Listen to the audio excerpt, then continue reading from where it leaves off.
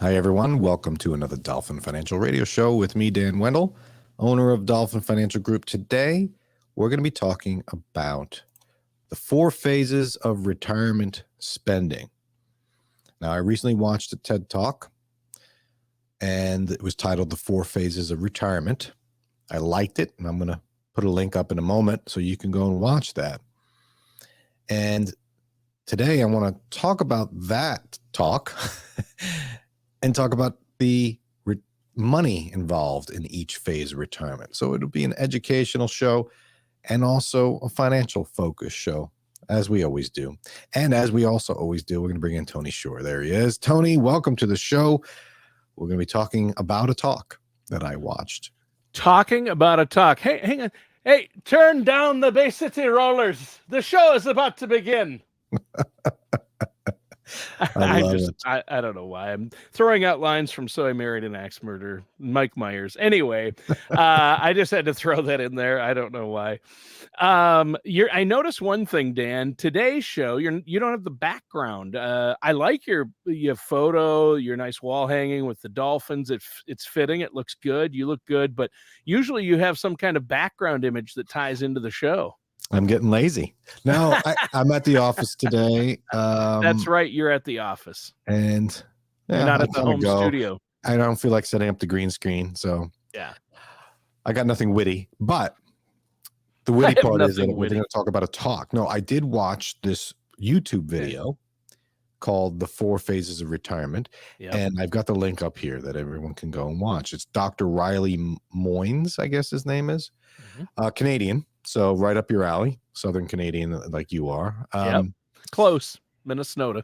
And he starts the talk by saying, hey, I am, he's retired. He's like, or actually he's still a professor, I think. But he said that he started the talk by looking up retirement, how to live in retirement, what's going on. And everything was about money. And all the information out there was about money. And that's not what he wanted. So he started to survey. He surveyed, I think, 100 or 1,000 retirees to find out what retirement's all about. And that's when he came up with this book that he wrote called The 4 Phases of Retirement. And he did a TED Talk. So I'm going to talk about that because we do focus a lot on the money, and retirement. But what I see people getting tripped up with in retirement is, well, what to expect, to what retirement's like. Because hopefully you only do it once. Yeah. Well, here's a doctor who wrote a book. He should have called it What to Expect When You're Expecting Retirement. There you go. That's pretty witty. That's witty. So I do want people to check this guy out and watch the TED Talk or read the book. But we're going to go the Cliff Notes version, and we're just going to go through the 4 phases. But I want to focus on what the cost of each phase is from my perspective, because obviously it could be different for everybody, as always. So sure. First phase of retirement, vacation. I like this phase. Yeah. This is like everyone's ideal retirement. This is where you go out and party. You got no one telling you what to do. So you take advantage of it, and you're on a permanent, not a permanent vacation, but you're on vacation. And this is really what people envision their retirement to be. Sure. Traveling around, getting in an RV, driving across country, taking that trip or that cruise, or going somewhere warm in the winter. Right. If you don't live somewhere warm.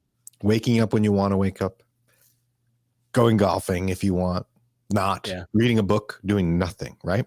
Yes. So this is vacation phase. Yes. And he said that this lasts about a year for everybody. Sure. Now, again, generalizations, but he says lasts about a year, and then you get bored and you miss the routine. You miss getting up for a reason. Yep. Now, before we get on to the next phase, I want to talk about the cost of this phase. This phase is expensive because you are going on these trips or doing the things that you've been putting off, and they're not cheap. Yeah. I mean, driving to California to go to Wally World, that costs money. Right. Wally World costs money. Just the gas alone, right? Sorry, folks, park's closed. The moose out front should have told you. It's my best You- John Candy. I can't. You really that was a good John Candy. That was good. So what people need to realize is, and this is from a lot of people. A lot of people go through this phase, and a lot of people think this is the way it's going to be their whole vacation. You know, the whole retirement is a vacation, but it's not. It'll 30 end, years of vacation, right? But it's not. Some people say that this is their vacation. I'm in phase one forever, but whatever. But the problem is money runs out, and so when you're planning for this phase, which you should, I think you should budget for it. And I do a lot with people, and you've heard me before say, put a big chunk of spending early in retirement. But what you need to do is factor that in so that the rest of your retirement you're not destitute. So I do feel that when creating a retirement income plan, you should plan for a phase one. You should put money aside, come up with some sort of money, and don't invest that. Put it under the pillow at the bank, something safe, so that when you are ready to go on in your vacation that first year, you have the money right there and you're not worried about it. Then the rest of your money, you plan for the later phases of retirement. Sure. So it's about timing. You did slip into money there a little bit, but you're right. It's about timing. But his book probably talks more about the psychological aspects of these four, I would assume. Yeah. So like you mentioned, people get bored after a year it lasts about a year. The wild ride of freedom lasts about a year of traveling or seeing the grandkids or golfing every day. And that lasts about a year. And then you're like, okay, now what? Then you go into the phase two, which is the lost and loss phase. So I don't like the sounds of this one. Right. And this is the one that's scary. This is where you're kind of lost. You're like, well, that was fun, but I'm bored. Now what? And he says lost because you lose your routine, you lose your identity. A lot of people lose their identity through work. That was their identity. You lose relationships. Maybe you had friends at work that you don't see anymore. You lose your purpose. You lose power. You might have had a job that you had power. Now you have power over no one. So, and he also said, this is the 3 Ds, he said during this phase: depression, decline, physical, and divorce. And the depression was the biggie that struck to me, because I do see this. People get depressed when they don't have a purpose.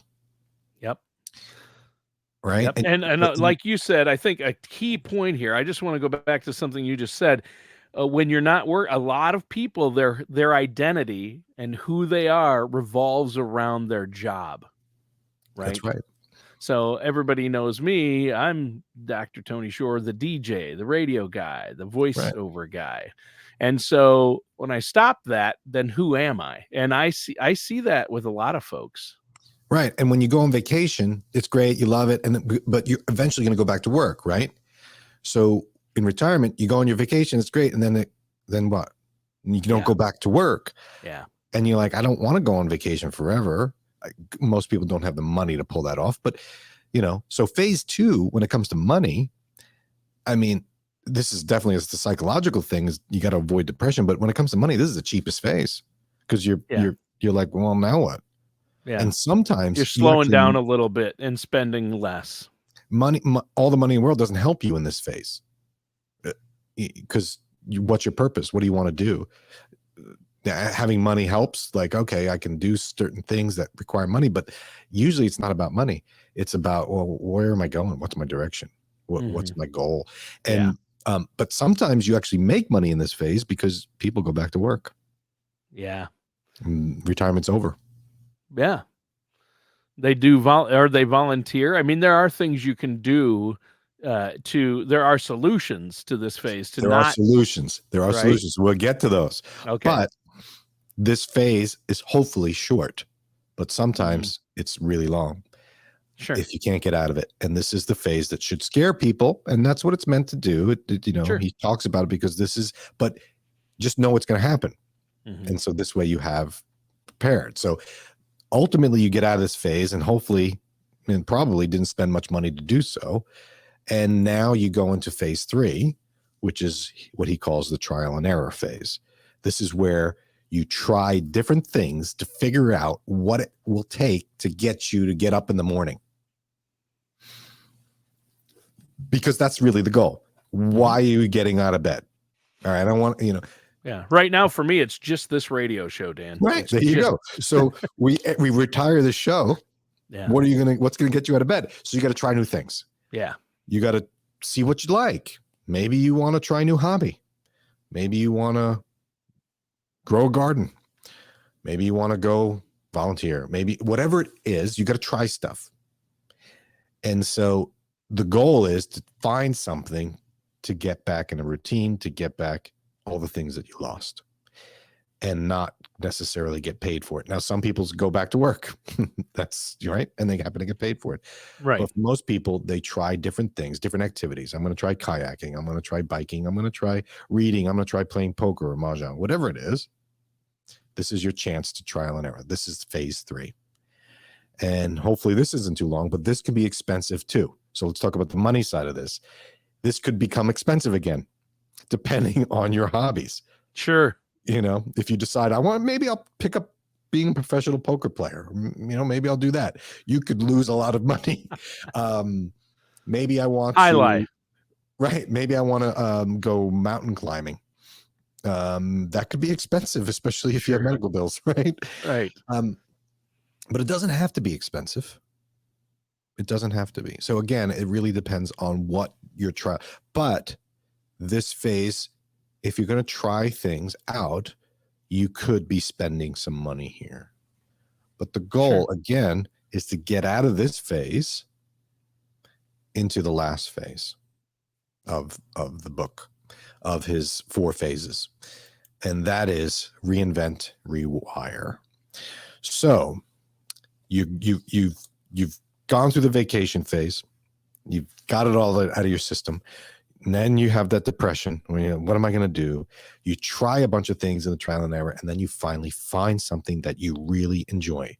And you find that meaningful activity or activities. You find these hobbies or things that you really like to do. And in his TED Talk, he suggested that more than likely, most people find that service to others is what ultimately brings you to phase 4. So you mentioned it, volunteering at organizations, local museums, art shows, things like that, community activities, churches. Right. Yeah. And who knows what it is? Only you can figure this out. But hopefully you're planning for this monetarily so you can eventually get there. And ultimately, it may not cost you anything to do this sort of stuff, except time, which is what you have the most of at that point, or the least of if you're thinking about it in longevity. But one of the key points from this TED Talk, which I found very interesting, he brought it back. Phase 4, you're reinventing because you went through the other 3 phases, and you're regaining all the things you lost in phase 2. You lost your routine, you lost your identity, you lost your relationships, you lost your purpose, you lost your power. You might find a new way to gain all those. Maybe you join a club and you're volunteering at that club, or even maybe not volunteering, you're just meeting those people and you form a social connection with those people. And you got all those things back. Now you have a reason to get up in the morning because you got to go to the club to do this and that. Or I'm going on Wednesdays, I go and do kayaking because I absolutely love it. Right. I've identified I really like that. And so I know on Wednesday I'm going to go meet up with Janet because that's what we do. We go kayaking and that's the whole point. So these 4 phases get there. And so let's talk about the money part of this phase. Usually it's cheaper. Usually you've got in a rhythm. You're not trying new things out because you're happy with what you're doing and you've budgeted now. Okay. All right. I know I bought the kayak. So now I got that thing and I know I got to pay for this and that, but that's all part of the budget. And we go out for lunch after. So you get into this rhythm where the first phase is expensive. The second phase is really cheap because you're depressed. The third phase is expensive again because you're trying new things out. And then the last phase, you kind of leveled off and you find your rhythm. You got your budget. You're in your zone. And that's kind of where the 4 phases of retirement go and how the money comes with it. Yeah, that I can see, my grandfather, who we've brought up on the show before, Grandpa Bob, he's 101. And as we speak, Dan, he's in the camper with his wife at a campground, a camper that he bought this year after he turned 101, by the way. And he had a stroke, and he was actually in assisted living. And like my son joked, he's the first person to ever move back home out of assisted living at age 101. Yeah, he very well might be. He might be, but he's incredible. But I have seen him. It's funny, as you're talking, I'm like, yep, he went through that phase. Yep, he went through that phase. Yep, he went through that phase. He may have gone through it like a couple of times. He did. I mean, the travel thing was really like at least once a year to see national parks all over. Yellowstone. He's been to Yellowstone probably 10 times in his life. And now Yellowstone's washed out. So good thing he went, right? Yeah. Yeah. But he was in phase 4 with the travel. Like that was his thing. Yeah. So he had, all right, I'm going to do this year. What am I going to do this year, right? But maybe the assisted living thing was a trial and error. He's like, well, let me try that out. Nope, don't like it. Yep. I'm gonna go back to my travel. Go back to camping. Well, he always said, no, I'm getting out. I'm working hard with the physical therapist. And he would just sitting there talking to people. He kept moving. What are you doing? Well, I got to work this so I can get out of here. I got to get this use of this right arm and leg back so I can get out. I mean, he's a goer. But you know what? I have seen him go through all 4 phases, and a couple of those phases more than once. But and he's in a thing, camping is his thing, and working on projects, painting. I mean, before he retired, he never picked up a paintbrush and made a painting. He never quilted, but after his second wife, who quilted all the time, died, he kept it going. So, I mean, he's outlived 2 wives. So, right. And I think one of the takeaways from on the psychological side for me was, the vacation thing does end. The party ends at some point, and people say, "Oh no, I'm going to be in phase 1 forever. It's all a big vacation." But I think what they've done is they've done the vacation and they skipped the lost phase because they found something quickly, maybe through trial and error, or maybe they just happened to hit the jackpot right away and said, "I really enjoy doing this," and they just keep doing it. Yeah, and so I think most people have that lost phase at some point. Maybe it's short. Maybe there's 3 months. They might go through it rather than 3 years, but you know what I mean. But they could fall, they could, especially people that have a dynamic job where they have a lot of power, or that's who they are, right? That's their friends. And that's usually the people that get hit the hardest, is the people that really do a lot within their job. Yeah. Right. Or a business owner, that's all their life. This is all I know. This is all I've done. Right. So it's important to know what the phases are, because people don't like uncertainty. The markets don't like uncertainty. So that's why the market's going down and volatile, right? What's going to happen? Inflation and, interest rate. I don't know. So that's why it's crazy. Same with retirement. If you're going in and it's uncertain, that gives a little bit of feelings of concern and anxiety and depression. But you just know what's going to happen. So you go through that first phase, you start to get uncertain, and then you say, you know what, I get this. This is what's going to happen. Let me try some things, find what I like, and then just go with the flow. And doesn't mean you can't revisit it like your grandfather did. All right, now I've done that. I'm bored. 10 years later, 20 years later for him, maybe 40 years later. Let me try something new. And you go through the phases again, and just know that.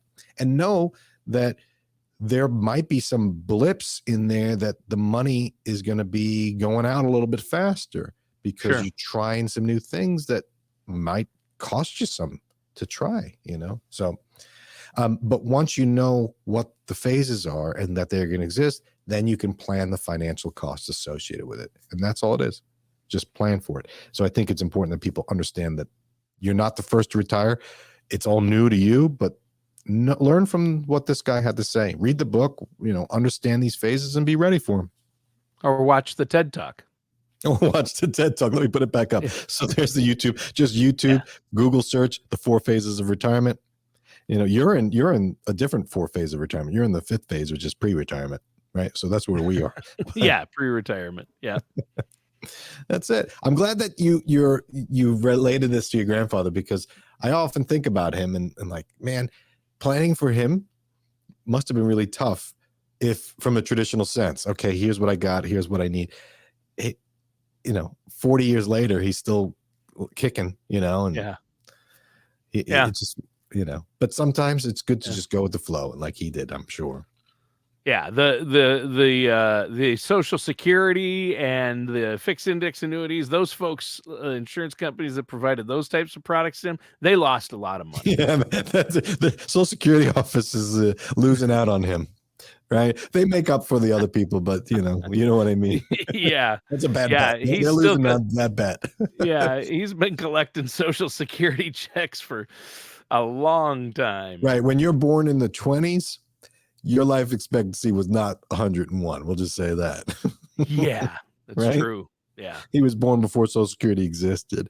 So, Yes, yeah. he was. It's true. Well, thanks for a good show, Tony. As always, it's always fun. You joke, but I enjoy this part of my day. Keeps me going. Does it get me out of bed? I don't know. You know what gets me out of bed? These guys. All matters discussed in today's show are for informational purposes only. This show is not investment advice. Dan Riddle nor Dolphin Financial Group are affiliated or endorsed by any government agency. Investment advisory services are offered through Dolphin Wealth Management, Inc., a registered investment advisor in the state of Florida. Insurance products and services are offered through Dolphin Insurance, Inc. Dolphin Wealth Management, Inc. and Dolphin Insurance, Inc. are affiliated companies doing businesses as Dolphin Financial Group. You should talk to someone at Dolphin Financial Group before implementing any of these strategies or ideas.